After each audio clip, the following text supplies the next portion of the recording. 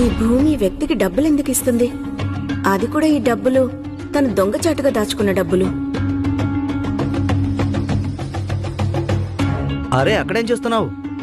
త్వరగా రా, సాయి దగ్గరికి వెళ్ళాలి. ధన్యవాదాలు. మీరు ఉన్నారో లేరోనని వచ్చేటప్పుడు సైకిల్ ఇక్కడికి తీసుకురాలేదు. ఇప్పుడు మీరు ఎప్పుడంటే అప్పుడు నేను పంపిస్తాను. నేను పక్కూరు నుంచి తిరిగి వస్తున్నాను. నేనక్కడ గుడిలో శివాని చూశాను. ఆయన నా మీద కోపంగా ఉన్నాడు. మరి నేను ఇచ్చే సైకిల్ తీసుకుంటాడా? వద్దు, సైకిల్ ఇక్కడికి తీసుకురాకండి.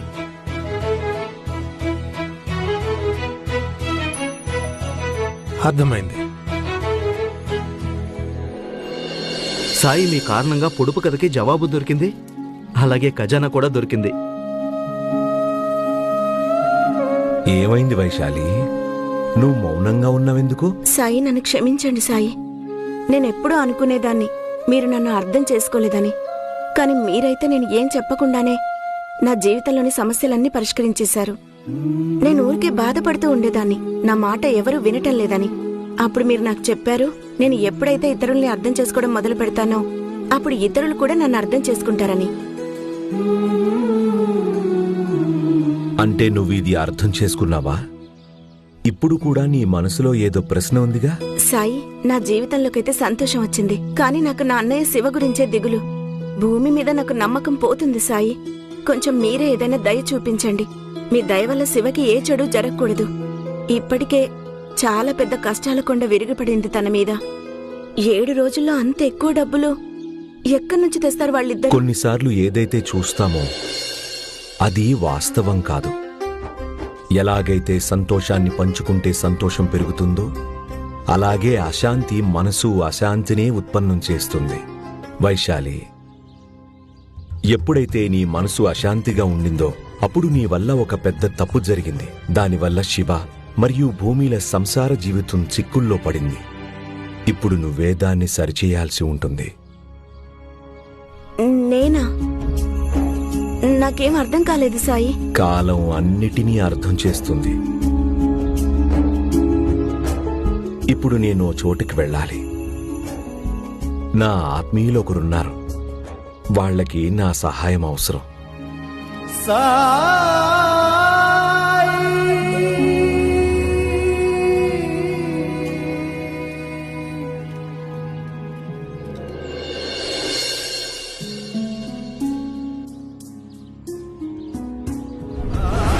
నీ దగ్గర సైకిల్ లేదు, డబ్బులు లేవు, అయితే ఇక్కడికి గడ్డి పీకడానికి వచ్చావా?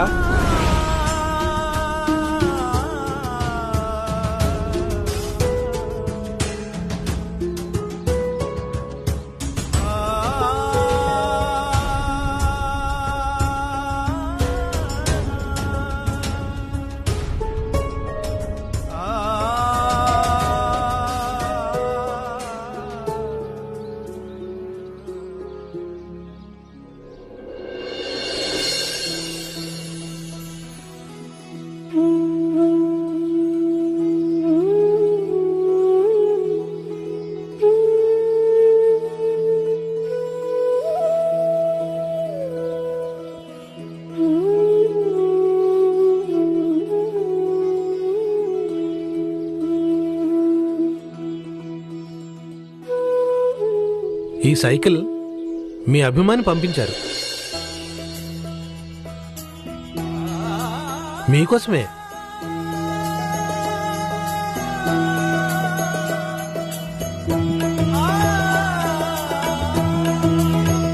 ఈ చీటీలో అంతా రాస్తుంది.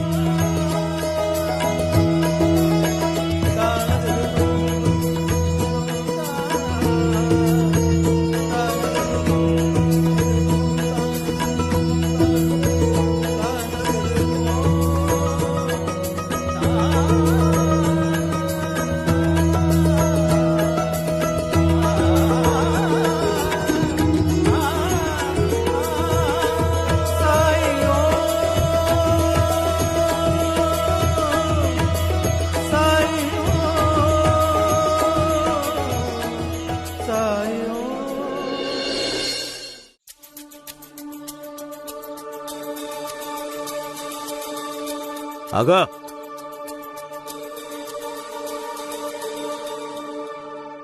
ఎరా మేము నీ ఇంటికెళ్ళి నీ కోసం వెతుకుతూ ఉంటే నువ్వు ఇక్కడికి వచ్చి దాక్కుంటావా? నేను దాక్కోలేదు సంతాజీ, నేను పని చేస్తున్నాను. ఏయ్! మా ముందెలా పిచ్చి పిచ్చి వాగుడు వాక్కో, అర్థమైందా? నువ్వీ నెల తాలూకు శిస్తుని కులకర్ణి సర్కార్ గారికి ఇంకా కట్టలేదు. అందుకే సర్కార్ గారు మమ్మల్ని శిస్తు వసూలు చేసుకురమ్మని ఇక్కడికి పంపించారు. నువ్వేమనుకున్నావురా? వేరే ఊర్లో దాక్కుంటే తప్పించుకోగలవనా? మేము ఎక్కడికైనా వెళ్తాము పన్ను వసూలు చేయడం కోసం. అలాంటిదేమీ లేదు. నేనైతే పన్ను కట్టడానికి సిద్ధంగా ఉన్నాను. కానీ మీరే ఇప్పటిదాకా రాలేదు, వేరే ఎవరు కూడా రాలేదు. మరి నేను ఎవరికి ఇవ్వాలి? మీరు ఇప్పుడే డబ్బులు తీసుకోండి. ఇవ్వు డబ్బు. పంతాజీ, వీడు డబ్బు ఇవ్వడానికి సిద్ధంగా ఉన్నాడేంటి? డబ్బు ఇవ్వడానికి నిరాకరిస్తే వీడి దగ్గర పళ్ళన్ని లాక్కొని తృప్తిగా తినొచ్చు అనుకున్నానే. అయితే ఇప్పుడు కూడా తీసుకోవచ్చు సంతాజీ. అదెలా పంతాజీ? మనం వీడితో అందాము పన్ను కట్టడం 2 రోజులు ఆలస్యమైందని, అందుకు బట్టి కలిపి కట్టాల్సి ఉంటుందని. తొందరగా ఇవ్వు. త్వరగా ఇవ్వు. ఇదిగో తీసుకోండి. అయ్యో అయ్యో, ఏం చేస్తున్నారండి మీరు? ఇప్పుడు నేను డబ్బులు కట్టేశాను, మళ్ళీ ఈ జామ పనులు ఎందుకు 2 తీసుకున్నారు మీరు? రోజులకి వడ్డీ కట్టాలిగా. మరి ఆ డబ్బులు ఎవడిస్తాడు? వెళ్ళక్కడ నుంచే వెళ్ళ వెళ్ళ పోరా ఇక్కడి నుంచి. పో. వెళ్ళ.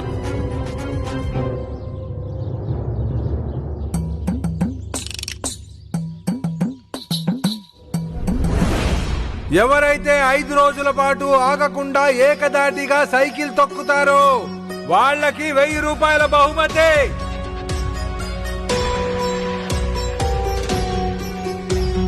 పంతాజీ, శివ ఇక్కడేం చేస్తున్నాడు? ఇంత తొందరగా సైకిల్ తీసుకొచ్చావా? అది కూడా చాలా కొత్తది.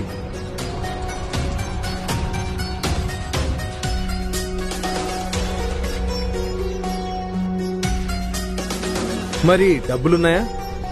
50 రూపాయలు. డబ్బులు లేవా? అయితే వెళ్ళి ఇక్కడి నుంచి.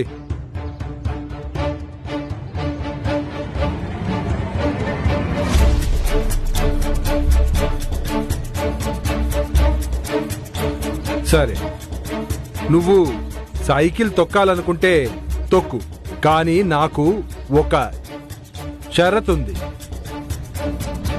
చూడు, నువ్వు సైకిల్ తొక్కే పోటీలో గెలిస్తే అప్పుడు డబ్బులు నీవి. కానీ ఒకవేళ నువ్వు ఓడిపోతే అప్పుడు అదిగో ఆ సైకిల్ నాది. షరతు అంగీకారమేనా?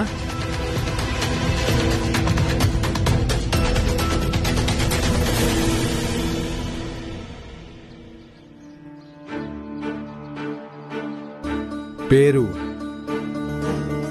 ఇక్కడ రాయి.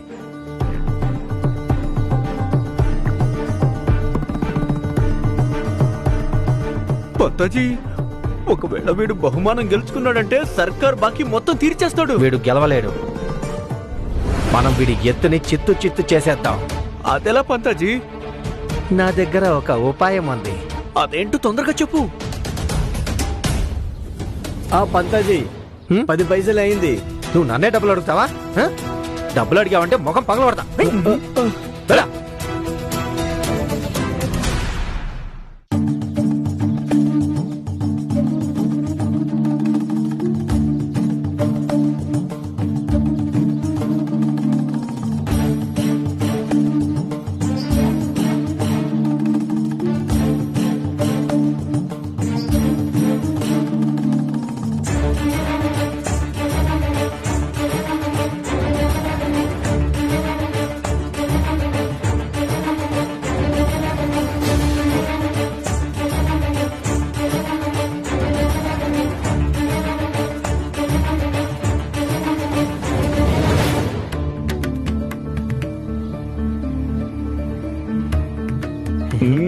పంతాజీ, ఇప్పుడు ఈ శివ పోటీలో ఎలా పాల్గొంటాడో చూద్దాం.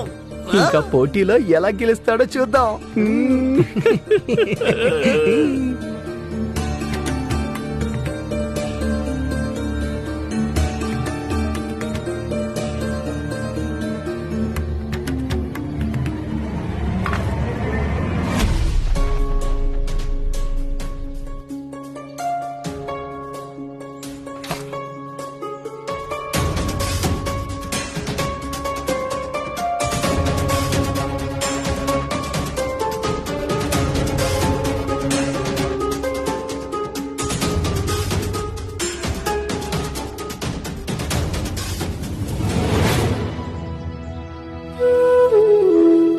శివ,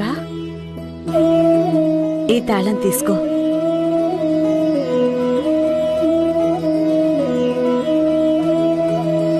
సాయి ఈ తాళం చెవి ఇచ్చి చెప్పారు, ఈ తాళం చెవిని నువ్వు ఎప్పుడూ నీ దగ్గరే ఉంచుకోవాలి అని. ఇకెప్పుడైతే ఈ తాళం చెవికి తాళం కప్ప దొరుకుతుందో అప్పుడు నీ జీవితంలోని చిక్కుముడులన్నీ విడిపోతాయని.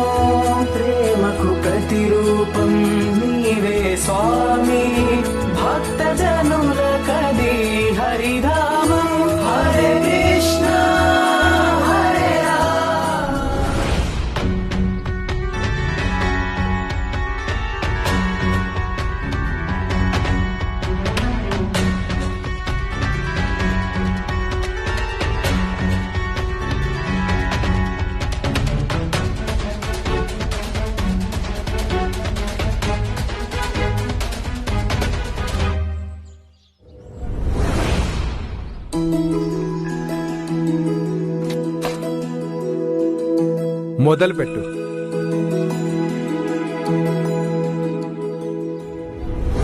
చూడండి సోదర సోదరీ మణులారా, మనకి కొత్త పోటీదారుడు దొరికాడు.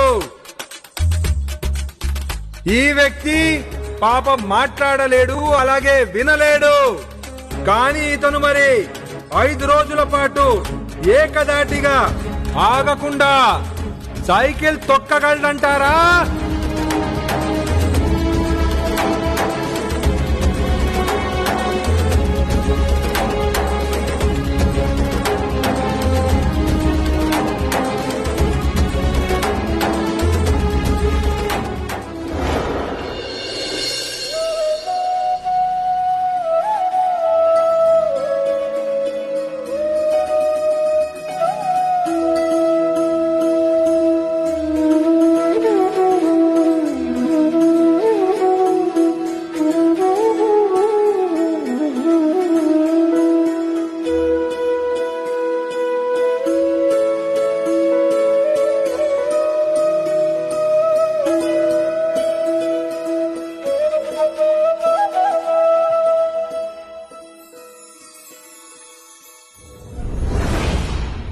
పంతాజీ, ఒకవేళ వీడు బహుమానం గెలుచుకున్నాడంటే సర్కార్ గారు బాకీ మొత్తం తీర్చేస్తాడు.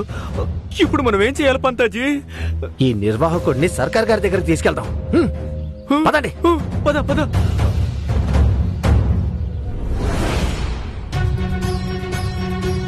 ఇప్పుడు మన కొత్త పోటీదారుడు ఎవరైతే ఉన్నాడో అతని పేరు శివ. ఈ రోజే ఇతనికి మొదటి రోజు. ఇప్పుడు మనం చూడబోతున్నాం ఈ 5 రోజుల పాటు ఇతను సైకిల్ తొక్కగలడా లేదా అని. అది కూడా ఆగకుండా, నిద్రపోకుండా, అలసిపోకుండా.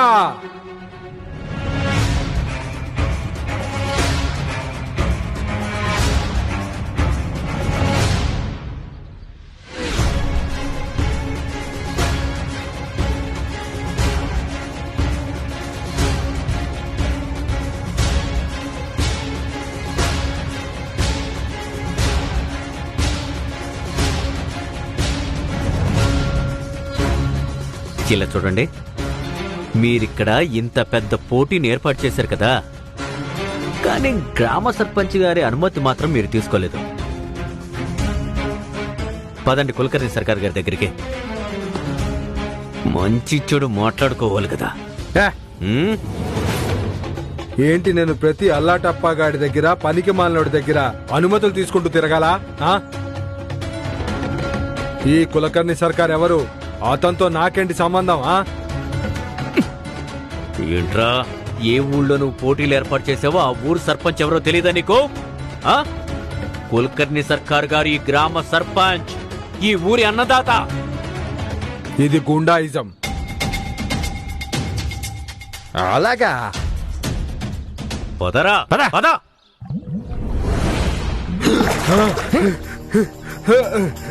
నన్ను క్షమించండి సర్కార్, నాకు నిజంగా తెలీదు మీరెవరో. ఇప్పుడు అర్థమైందా? కానీ అసలు నా తప్పేంటి? ఎవరి అనుమతితో నువ్వు ఆ శివకి సైకిల్ తొక్కే అవకాశం ఇచ్చావు? శివ? వాడే. మాటలు రాని మూగోడు, వినపడిని చెవిటాడు, వాడే శివ. ఒకవేళ ఆ శివ సైకిల్ తొక్కితే మాత్రం ఏం నష్టం అవుతుంది? నీకు తెలుసా, వాడు నా దగ్గర రుణం తీసుకున్నాడు. వాడా బాకీ తీర్చాల్సి ఉంది. ఒకవేళ వాడు గనక ఈ పోటీలో గెలిచి నా బాకీ తీర్చడం జరిగితే అప్పుడు సర్కార్ వాడింటిని కాజేయలేరు. అప్పుడు ఆ బైరాగితో మళ్ళీ చండాలంగా దారుణంగా ఓడిపోతారు.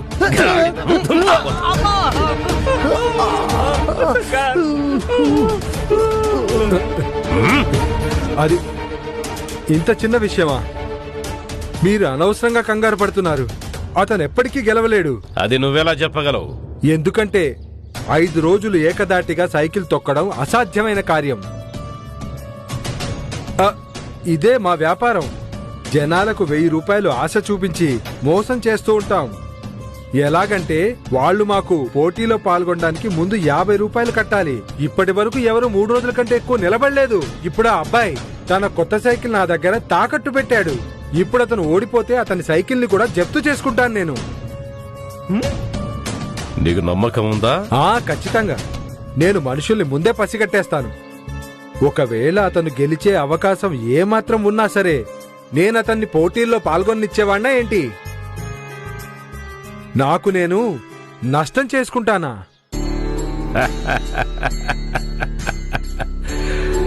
హరి ఓం. చాలా సంతోషం, చాలా సంతోషం. కానీ విను, ఇవాల్టి రోజు నీకు చాలా శుభదినం. ఎందుకు అడుగు? ఎందుకు? ఎందుకంటే నీ ఈ వ్యాపారంలో ఇప్పటి నుంచి నేను కూడా భాగస్వామినవుతున్నా. జనాల్ని మోసం చేసి నువ్వు ఎంతైతే డబ్బు కాజేస్తావో అందులో సగం ఇప్పటి నుంచి నాది.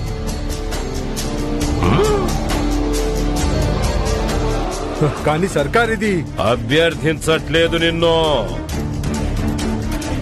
ఆదేశిస్తున్నా. లేదంటే నువ్వు జనాలకు చేస్తున్న ఈ మోసానికి లోపలే చేస్తా. సర్కార్ మీరు అసాధ్యులు. గమ్మత్తుగా ఇరికిచ్చారు నన్ను. అరే అందుకేగా నన్ను కులకర్ణి సర్కార్ అంటారు. సరే సరే, ఇక వెళ్ళు. ఆ శివని సైకిల్ తొక్కనివ్వు. వినో, ఎట్టి పరిస్థితుల్లో వాడు గెలవడానికి వీల్లేదు. హరి ఓం. అలాగే.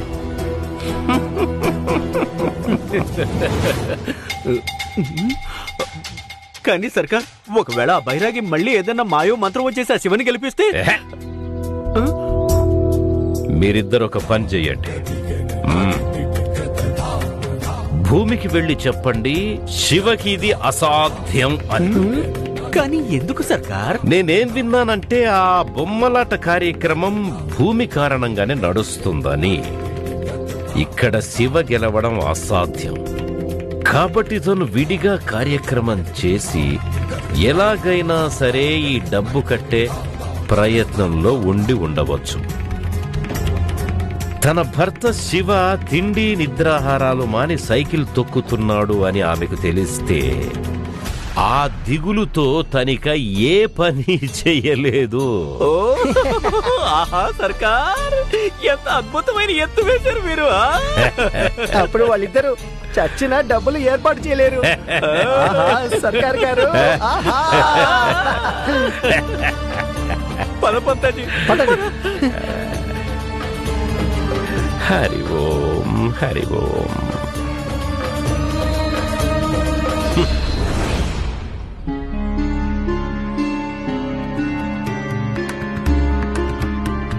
నేను అనుకున్నాను సైకిల్ అందిన తర్వాత సంతోషపడతారని, ఇంటికొచ్చి నాకు చెప్తాడని.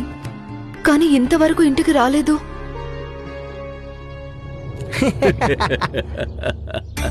చెప్పు పంతాజీ.